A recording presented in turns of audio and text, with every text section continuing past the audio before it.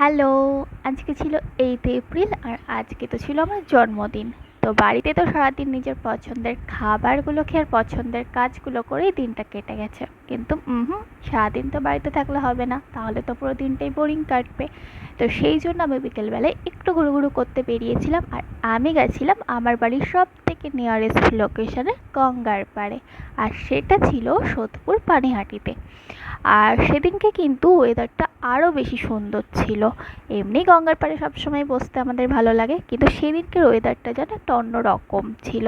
ভীষণ জোরে জোরে হাওয়া দিচ্ছিল, আর গঙ্গার পাড়ে বসে এরকম ঠান্ডা ঠান্ডা হাওয়া খেতে কার না ভালো লাগে বলো তো। ও আর একটা কথা, তার সাথে যদি গরম গরম চা আর একটু ঘটি গরম হয়। আর দেখো, আমি তো হাওয়াতে ঠিক করে তাকাতেও পারছিলাম না। তো যাই হোক, আমরা এরকম একটু খাওয়া দাওয়া করে বসে গল্প করে একটা ছোট্ট কেক কাটার অ্যারেঞ্জমেন্ট ছিল আমার জন্য, তো সেটা ওখানেই আমি কেকটা কাট করি অ্যান্ড দেন একটু ঘুরে আমরা বাড়ি চলে আসি। তো পুরোটা তোমরা দেখতে থাকো আর সঙ্গে থেকো। Thank you.